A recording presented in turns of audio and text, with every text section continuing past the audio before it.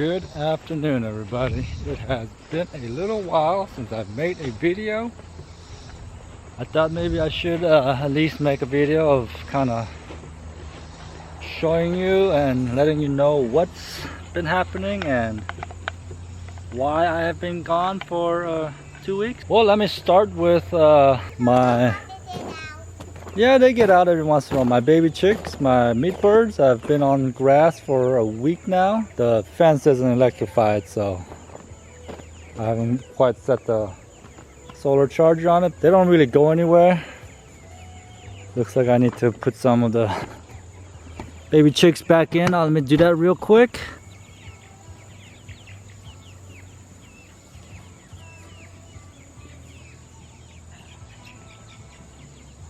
Looks like I need to put some food in there also. I'll be right back.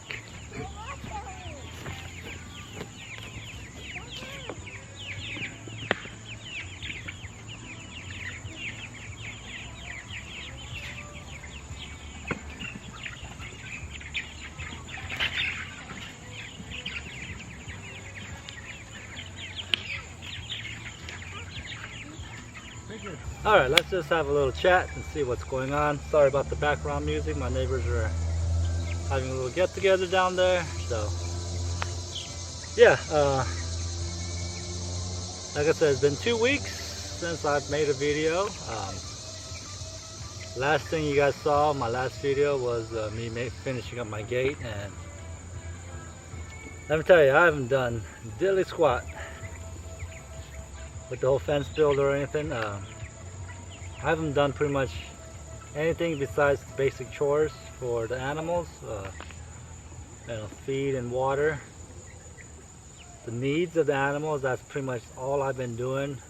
I've got almost a full-time job. It's 35 hours a week, you know, Monday through Friday from 8 to 3 o'clock in the afternoon. Yeah, basically, so yeah, basically 7 hours a day I'm gone. And I wake up, I still got basically all my regular duties as a full-time dad still. Wake up, make breakfast, lunch for the kids, bring them to school, and then right after I drop them off, I go straight to work. And as soon as I get off of work, I go pick them up, come home, and then, you know, my wife and I start figuring out dinner. And by the time all said and done, it's 6 o'clock in the afternoon, sometimes 6:30, and I am just beat and tired, and I just don't have the energy. I haven't found the energy to come out and start, you know, doing extra stuff on the homestead. I've harvested some tomatoes.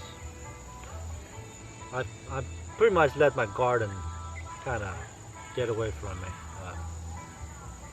The only thing I managed to keep up with was my potatoes and tomatoes. Everything else is just gone. It's just gone. It's also been super hot for the last couple weeks here, and it's just like that. On top of all that, it's just the humidity. It's just like, it's sticky. I'm been outside for less than 5 minutes, and I just feel damp and sticky already. And it's just tough to come out and do more after, you know, full day's work and taking care of the kids. So yeah, that's kind of what's been going on. So I'm in the process of trying to find that extra energy in the afternoon to come out and do some extra stuff, which I'm slowly getting there. This is my 3rd time trying to make a video the last 4 days. My editing skills aren't very good. It takes me anywhere from 3 to 4 hours. I shoot anywhere from an hour to 2 hours of videos, and I try to edit down to, you know, 10 to 15-minute videos, and it takes me a while, 3 to 4 hours. Now that I have a full-time job, and I don't want to stay up to midnight editing a video, because I need my, you know, I need my sleep to go so I perform good at work. I did harvest my potatoes, and I got that on video. Maybe I'll just go to it right now. Right there. Just boop. That little spud that I planted. So this wasn't it. This right here is that little potato spud that I planted. Let's see if they produced anything. Get rid of my sticks to hold up the dirt. That worked very well. All right, let's see. Oh, there's one potato. That's my first potato. Let's see what else is produced. Anything more down there? Ooh, man, that's not what I was expecting. Well, that might be it. Let me put that here.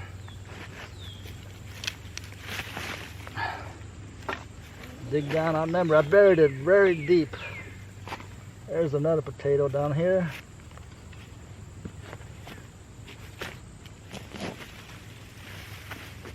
All right, well, I think it produced just other spuds. little things. Well, so far that's it from that corner.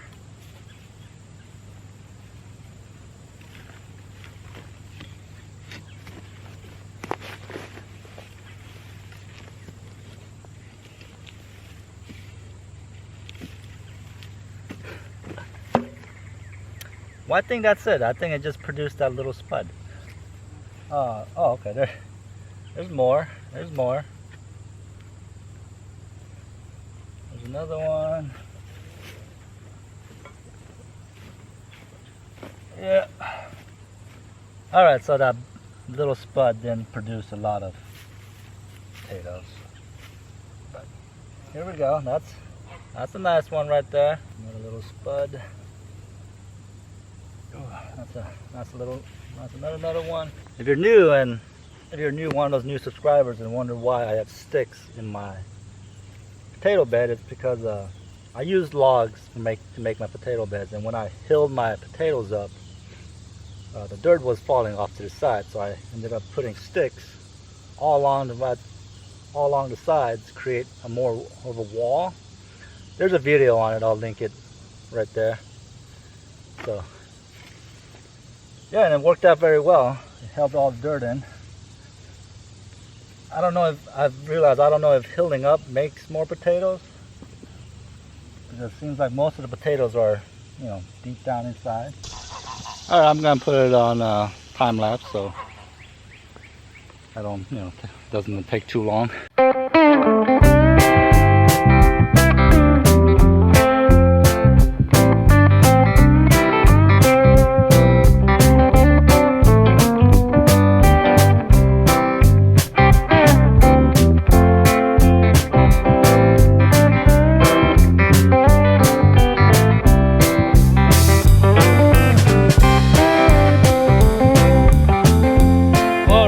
I'm done with the harvest.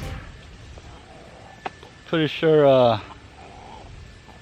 I missed a few potatoes in that dirt pile, but that's it. Not much at all. But still, I learned a lot though. One, I don't think it's necessary to hill up the potatoes. Maybe just once at the least. Most of my potatoes were pretty much where I buried the piece that I grew the potato from. Also, looks like I need to add a lot more biomaterial into the soil to keep it more fluffier. I think that was a good portion of the problem. A lot of the dirt was pretty hard down there. I think it compacted, so I didn't mix enough leaves. If you remember, I kind of ran out of leaves when I was doing the whole potato thing. When I was planting the potatoes at that time, so yeah. But yeah, I got, there's some decent sized potatoes. I mean, I'll save all the small ones for replanting next year. I've got a lot of them. that little tater tot that I planted, that was about that size. It didn't grow much. It grew something like that, so it wasn't. I just don't think it just, maybe the soil didn't have enough nutrition, or I could have probably hit them with some kind of fertilizer to keep them more energy. I also noticed that a lot of tunnels through there, so I think maybe some of my potatoes have gotten eaten also. I've got some that's been chewed up, it's got holes in it, so that could have also happened to a lot of my potatoes. I'm not disappointed. I am just a little bit disappointed. I was hoping for, you know, maybe twice that for my potatoes. It looks like I just did a little bit better than the year before, so maybe next year's gonna be it. Well, as long as I improve again next year, that's all. I think that's all that matters. I did better than last year, and I just gotta look forward to next year, doing better next year. Well, as you saw, that harvest of potatoes wasn't the best, and little Spud did make another potato, so I guess it's worth planting those tiny little spuds. I mean, it did create a potato, so that's a win for me. Let me take you into the coop so I can show you what's been going on. Not too much, but it's been, you know, things have changed. All my chickens are still there. This grass cage is kind of been dying back a little bit. Not really too sure why it's been dying, but I don't know. Maybe it's just the grass is just kind of going through its cycles. I don't know. But looks like things are like regular grass is growing right there. That whatever grass that's called. That's good to see, because that's the kind of grass I want to grow. The hardy, crawling stuff. I took the cage off of my mint cage, and the chickens destroyed it, and in one day, and I put it back, and things are growing back rapidly. But this is what I want to show you. That's my comfrey. The comfrey is growing. All right. The rest is sunflower. I threw some black sunflowers for the chickens to eat, and some of them landed in here, so they're growing. That's tomato, I think. But yeah, my comfrey in here is growing, so that's awesome. It's pretty awesome. This tomato cage is growing. Finally, the tomatoes are growing in here, so it's nice to see that. When I do this again next year, when I make this cage for the tomatoes, I did it in the middle of the summer, so pretty late in growing tomatoes, but still, it's producing. Next year, like I said, when I do it, I'm gonna do it right at the beginning of spring, and I'll plant something in here, so it looks like the rest of my tomatoes over there. You know, I got one that's over 11 feet tall, so which is awesome, and I would like to see that happen with this one. And I don't know if you guys can see from here, but it's just cherry tomatoes non-stop. Every single day I've been collecting almost a bowl of it, and it's just getting too much. So much cherry tomatoes, and that's what I want here. Obviously these aren't cherry tomatoes. They look like big boys or something like that, beefsteak or something like that. They're definitely not the cherry tomatoes I thought they were. A little bit of a disaster happened with my chicken pantry. I made a video of taking half of the plantains out, because there was nothing but plantains, and reseeded it, and it was growing back. It was nice and lush with new growth of grass, and then somehow this gate was left open, and the chickens came in here and destroyed everything that was growing. So it's back to being patchy and dead looking, but it's slowly bouncing back. I didn't have another bag of seeds to reseed, so I'm just kind of letting whatever survived take over, and it's slowly coming back. But this is looking nice and thick over here. All right, but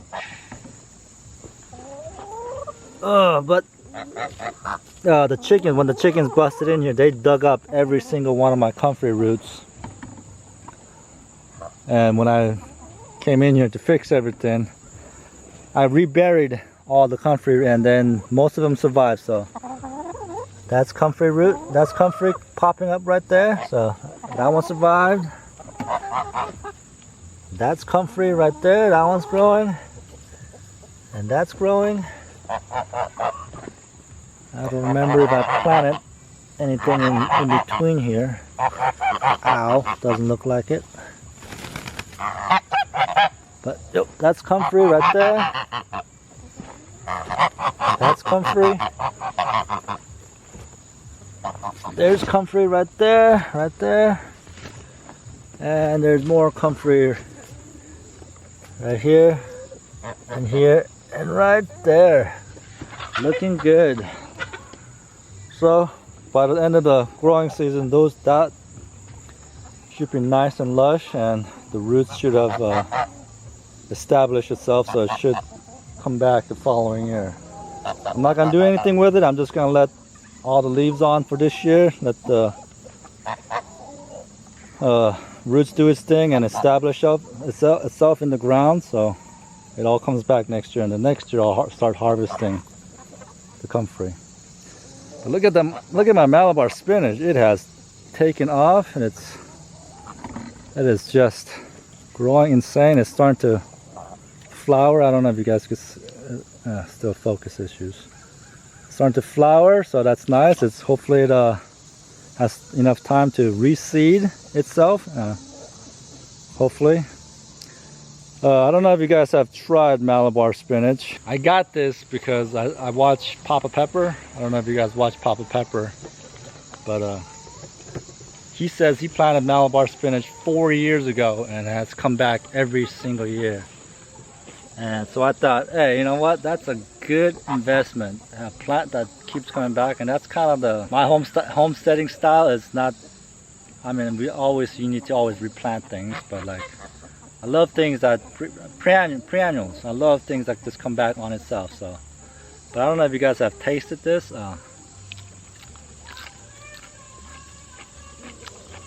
It's good. It has a nice crunch. Got that nice fresh taste. But then the slime kicks in.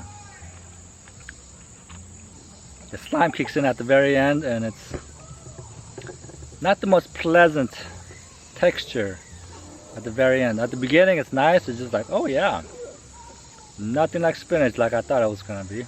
I don't know why they call it spinach.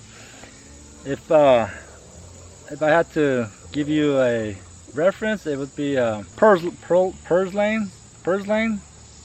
Yeah, it tastes just like purslane. It's got that nice juicy taste, and then that little bit of slime texture at the very end kicks in. I mean, I do eat it. I do eat a couple leaves every single day, just so I can get used to eating it.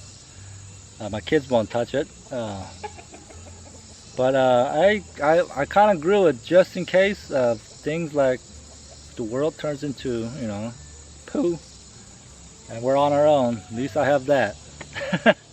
That's kind of why I got that. It's just so I have some greens to eat, and it grows in abundance, as you could tell.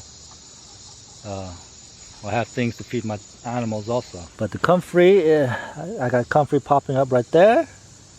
A lot more comfrey there, and that's my best comfrey right there. So yeah, it's I'm gonna have plenty of comfrey pretty soon. I actually probably should get them some grass. Let me go do that real quick.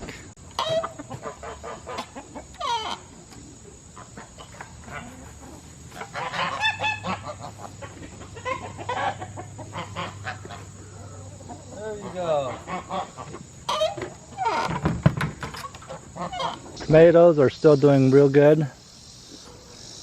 I've pretty much given up on my eggplant.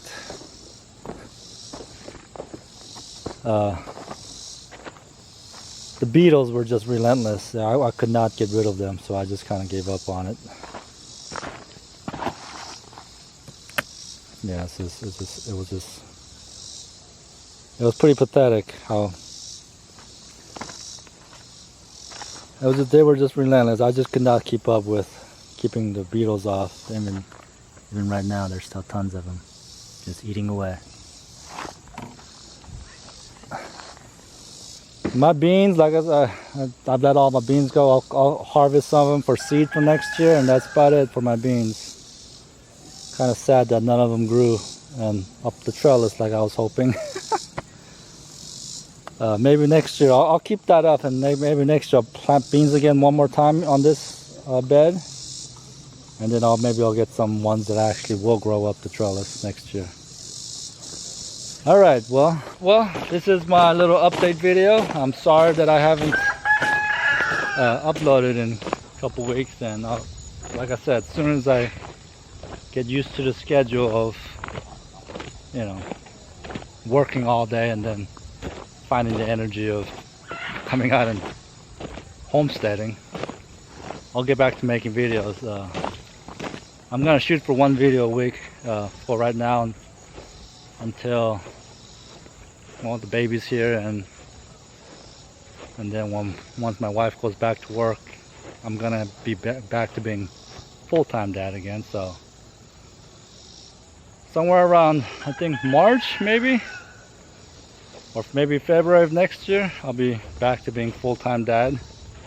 So we'll see what happens. You know, we could be moving it also. So all right, well, my name is Sang. This is Growing Little Country Homestead. Thank you for watching, and I'll see you on the next one.